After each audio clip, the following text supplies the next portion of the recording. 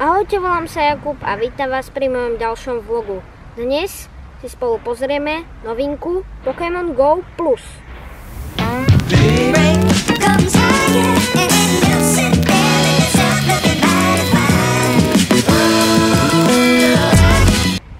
Je to príslušenstvo k aplikácii Pokémon Go, funguje cez Bluetooth a dizajn bol navrhnutý podľa Pokéballu a šipky z Google Maps.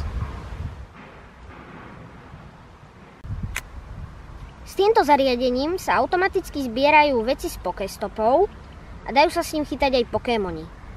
Musíme si najprv zapnúť Pokémon Go aplikáciu, dať si nastavenia, nájsť Pokémon Go Plus a stlačiť tlačítko. Stlačíme, spárujeme, zavibruje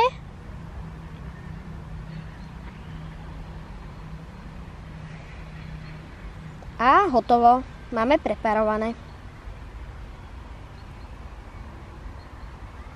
Blízko nás sa nachádza Pokéstop, tak ideme sa tam prejsť a pozrieme, ako bude reagovať Pokémon Go Plus. Pokéstop. Máme Pokéstop. Dobre, už sme ho vyzbierali, 3 Pokébally nám to dalo. Pokémon Go Plus sa dá nosiť pripnutý na oblečení alebo ako náramok.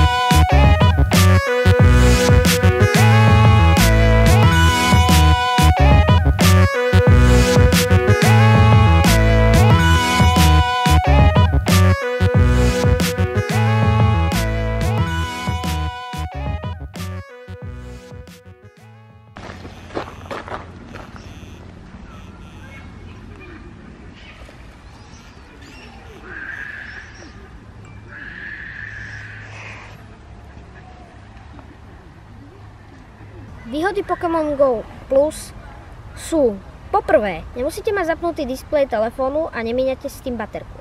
Po druhé, môžete chytať Pokémonov na skateboarde aj v aute.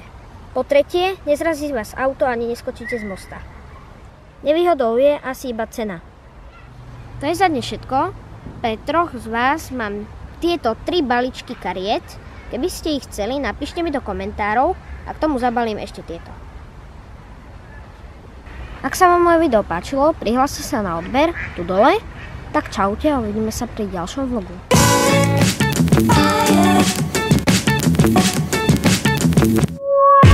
A hlavne pri chytaní Pokémonov nepadajte z útesov.